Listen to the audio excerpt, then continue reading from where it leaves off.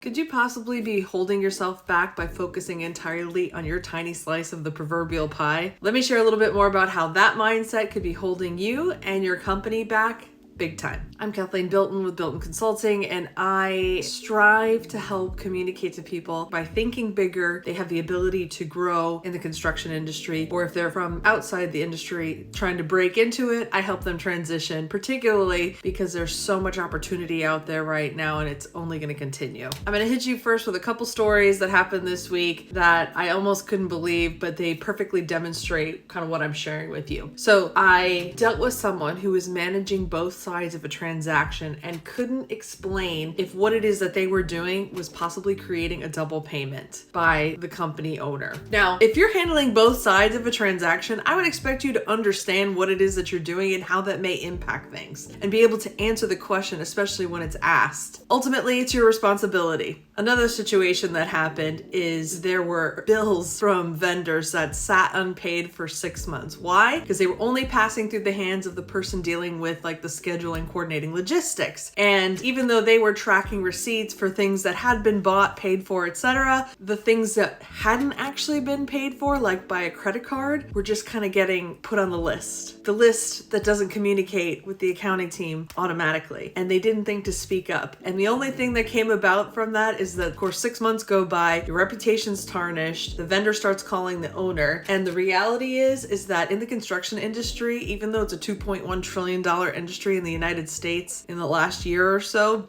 which seems like it's big pie, it's actually a really small world, particularly at your local level. And those reputation hits could be ruinous for your company. Now, if this is someone that was interested in moving up or getting a pay raise, which I know they happen to be, I was like, that's not gonna cut it. You're not gonna get it. The lesson here is that if you're refusing to think bigger or outside your little box, you are not only jeopardizing your career, but also the company's standing. I've got some tips for you on how to navigate this. One, you want to think bigger. Understanding your role and how it impacts everything else is huge. That's the first step. Two, speak up. If you see something that could be affecting someone else or something that you know is kind of lingering, like we all know it shouldn't take 6 months to pay a bill, but you have to actually communicate that to the people that can do something about it timely. And that's the kind of stuff that starts to make a difference. Three, and probably the most important, you have to start to connect the dots. You want to anticipate how your work and your role and your piece in the grand scheme of things impacts everybody else. Put it this way, construction ultimately is a team sport, and the ones that rise to the top are the ones that think bigger than their tiny scope. They're the ones who think beyond their role. Be the person who speaks up, takes responsibility, and adds value, and watch your career take flight.